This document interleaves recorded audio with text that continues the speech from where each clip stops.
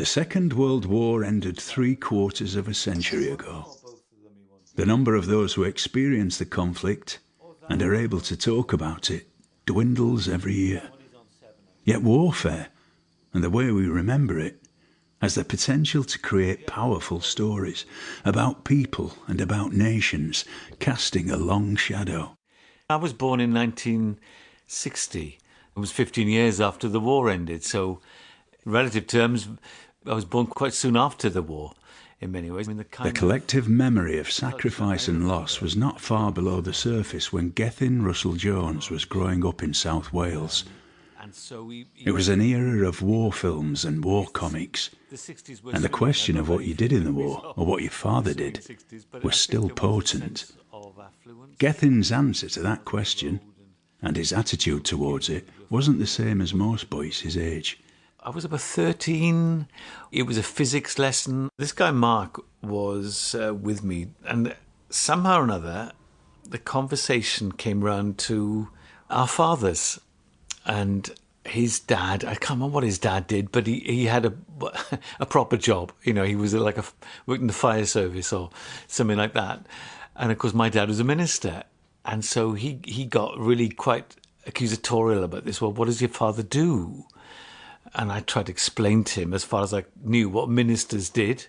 And of course, he poured scorn on it. And then he said, well, what did your father do in the war? And I said, well, he refused to fight because he just thought it was wrong. And at that point, he just got really verbally abusive with me, as teenage boys do. And I gave as good as I got. And we ended up in a fight.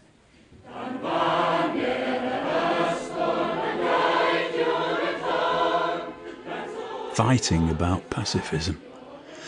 Underpinned by his nonconformist Christian faith that is equally nonconformist politics, Gethin's father was a conscientious objector, a conchi. He didn't have to be. As a minister, he was exempt from conscription, but he made a point of standing before a tribunal and publicly registering his protest. You might call it an act of bravery in a time of war.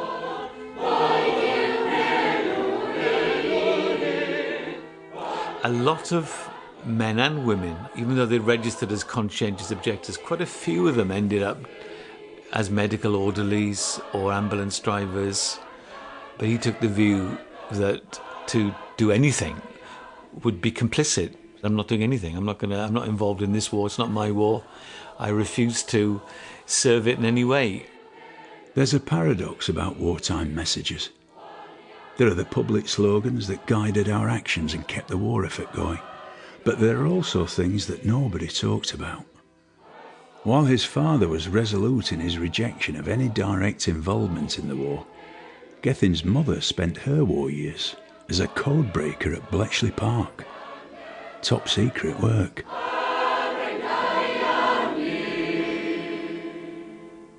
It's the irony of it that my mother had a story of war. My father didn't. His story of war was of saying no.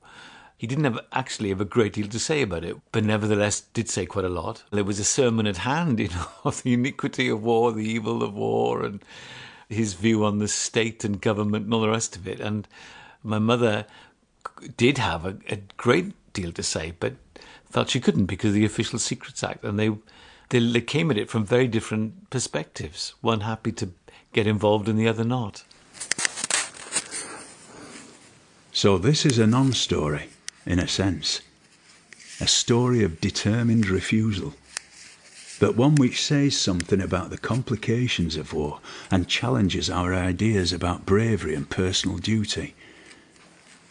Through his diaries and conversations before he died in 2011, Gethin had a clearer picture of his father's motivations and also of the way he was viewed by some as a shameful coward. For many years, the family has been trying to persuade me to set down in words something about my life, which by now has entered its 92nd year. I do so with some trepidation and yet with tremendous thanksgiving to the Lord, who has saved me and led me and guided me